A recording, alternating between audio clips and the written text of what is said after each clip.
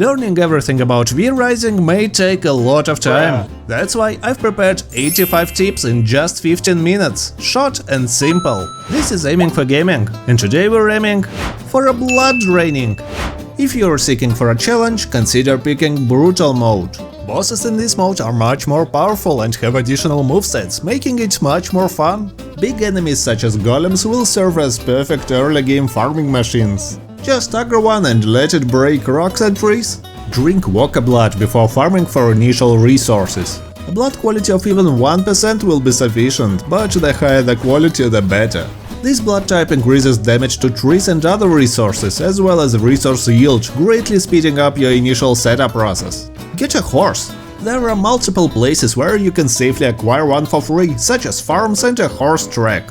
I recommend visiting these two places in Dunley farmlands, where you will get a horse and also a worker to drink. Workers on these farms don't fight back, so even with no gear you will be able to deal with them.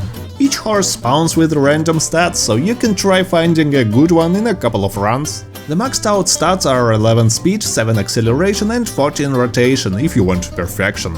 Don't forget to feed your horse with fiber, or it will die. If you find your perfect horse, I recommend leaving it to your castle behind gates or walls and getting a second horse for traveling. Later on, you'll be able to convert your horse into a shadow steed, and it will become yours forever. But before reaching this stage of the game, your horse might die from an occasional projectile, boss attack, or someone might steal it. So it's much safer to use your backup horse instead. Always invest in several production buildings. 2 sawmills are better than 1, and 4 furnaces will smelt copper and iron 4 times faster. Always seek better blood. 90% quality enemies provide a huge variety of bonuses you definitely want to have. There are 3 bosses that usually cross each other and start a battle. Alpha the White Wolf, Lydia the Chaos Archer, and Corswine the Ravager. Staying nearby and attacking the winning side is a great way to defeat 2 V-Bloods in one fight. Another great example of a boss fight happens in Haunted Iron Mine. Meredith the Bright Archer and Krieg the Undead General have crossing routes and will eventually start a fight, which is a perfect opportunity for you to get them even on Brutal mode. Ben the Old Wanderer is annoying. You don't have your mantle with Cursed Forest resistance until you kill him, so your battle will soon become uncontrollable. He will do his best to lead you somewhere tough. But if you use skeletons, then his AI, even on brutal difficulty, will turn half of the time, allowing you to battle him in only one area, which is much easier. Mutants love to attack humans, and bosses are no exception. You can use this to your advantage by clearing the pools of rebirth of human enemies, waiting for a couple of mutants to jump in and starting your battle against the boss. If you time it right, the mutants will take half of his health in a matter of seconds. Some bosses like Henry Blackbrewer the Doctor have a phase with a shockwave.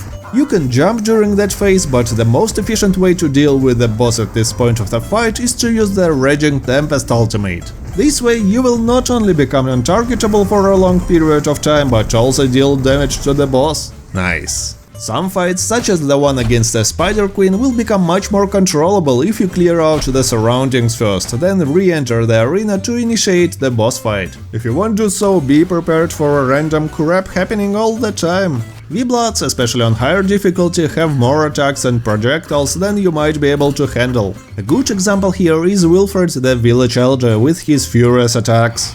In this case, consider equipping 2 counter spells. They do not share a cooldown, and you will mitigate most of the mechanics easily, as at least one of your counters will always be ready. Counter spells will give you a short immunity frame, which allows you to avoid other boss attacks when timed right. Long-lasting shields will completely trivialize most of your fights. A good example here is Octavian the Militia Captain, who throws 5 projectiles followed by a sword wave or vice versa. Using your shield during this attack, especially while staying close enough, means that you will negate everything this attack can do.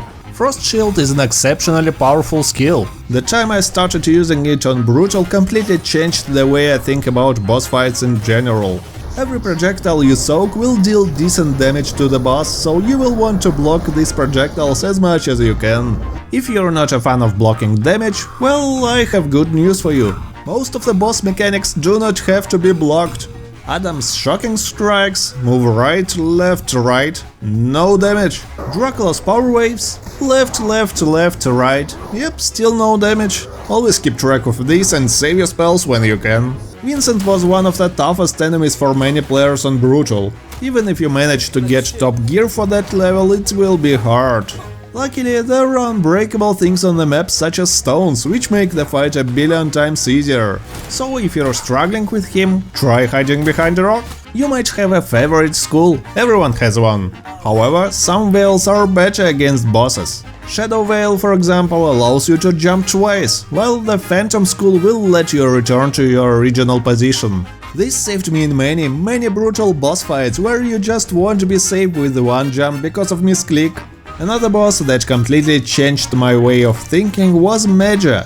This lady is extremely hard to solo if you use a ranged weapon. Brute Force with a great sword, on the other hand, makes this fight a walk in the park. All her skills can be blocked or jumped over while you're swinging your greatsword all the time. Frostmaw lives in a place where you can find many bears, wolves and whatnot. And they will be more than happy to distract him and even deal some damage. General Cassius the Betrayer is another good example of a boss that will be targeted by enemies if you engage him properly. This holy warrior is like a mini-boss and he helped me a lot. Sacred Silvermine has one secret. Workers here are not willing to fight you.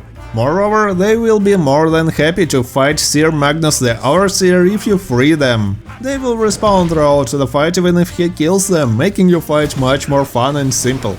Bears and wolves in the bandit trapper camp do remember who trapped them, so freeing them means that Keely the Frost Archer will have to fight unwelcome guests. When fighting bosses in a group, the number of spawned enemies and spells in boss fights increases along with their overall power.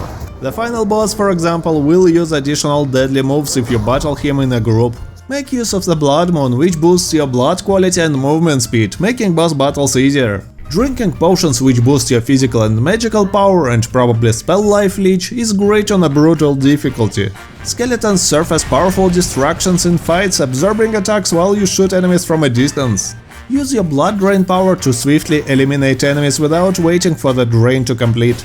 It might be not clear at first, but you can always reset your spell choice for free at the Altar of Recollection. Invest in passives. There are 18 passive buffs, all unlockable once you defeat General Elena the Hollow and build the Altar of Stygian Awakening.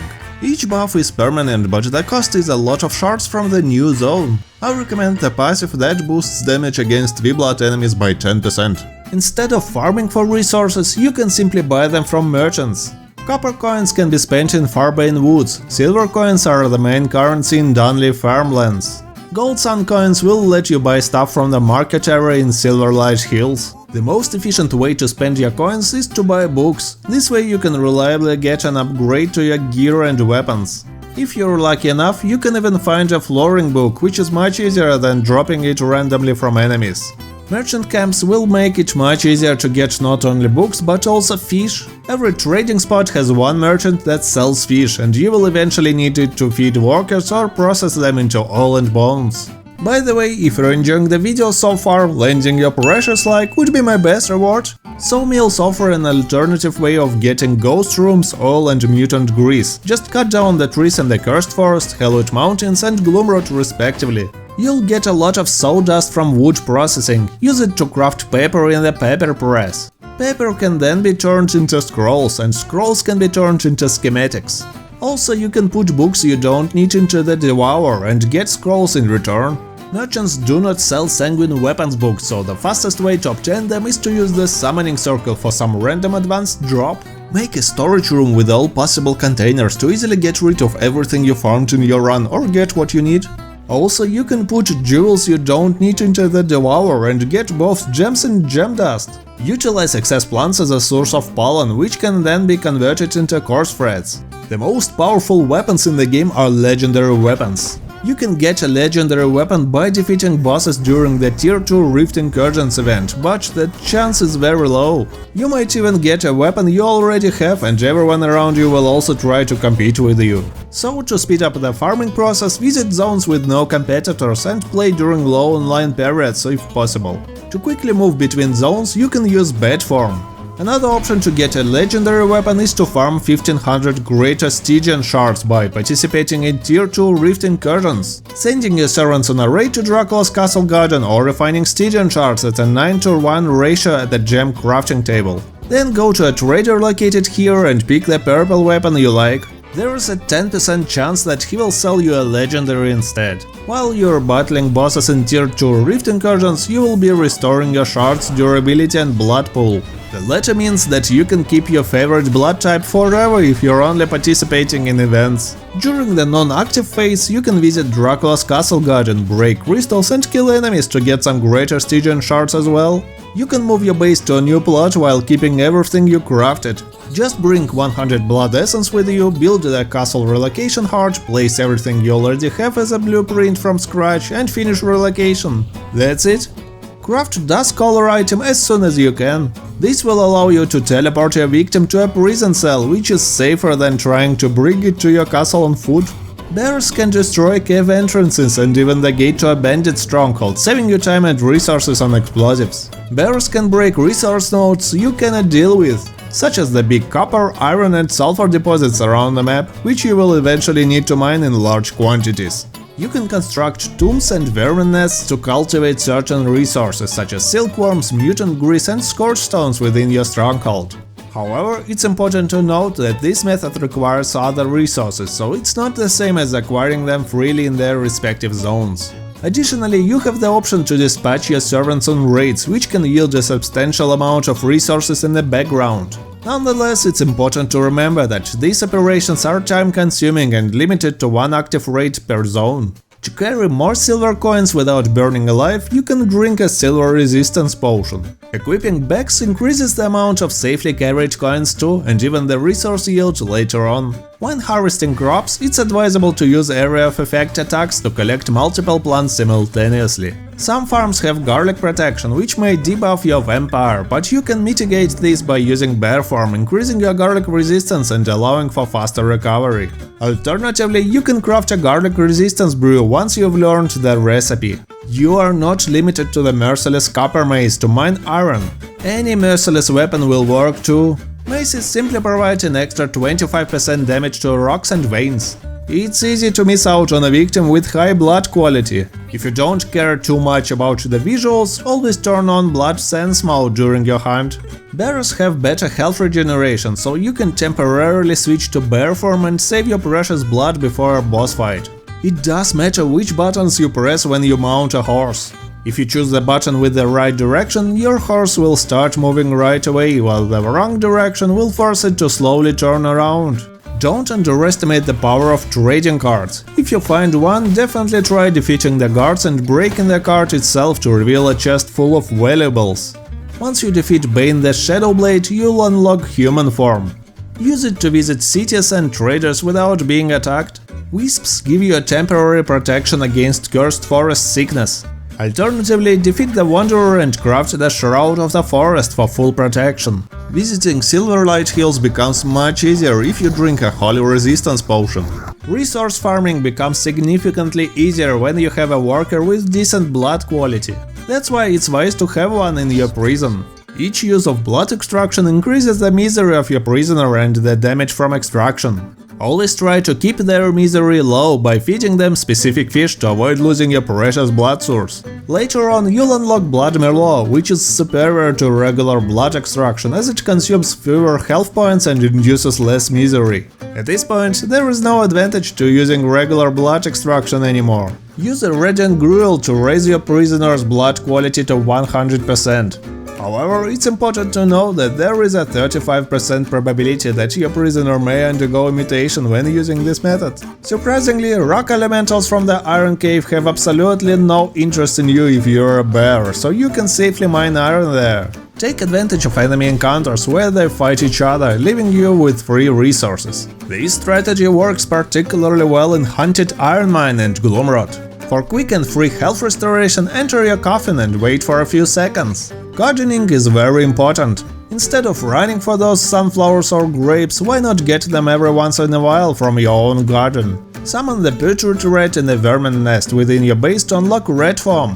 While in this form, you can access a secret area in the silver mine. Other players' bases can sometimes be accessed by jumping from higher ground. Consider this when picking your perfect base spot, or watch my guide on the best base locations to find your perfect home. Utilize the base teleporters to swiftly move between different areas within your castle. If you like a specific piece of gear, you can keep it in your fashion slot regardless of what you wear, and definitely try recoloring your gear. Place a music box to add your favorite background music while you're doing your stuff at the castle. Build a mirror to change your appearance completely. While you're not allowed to teleport with resources, the cave passages don't have such a limitation. Some players even choose base plots in close proximity to such passages for easy access. I hope with this guide you have achieved what you were aiming for today. For more guides, simply visit my channel and consider subscribing. It's that easy. Thank you all for watching and see you next time.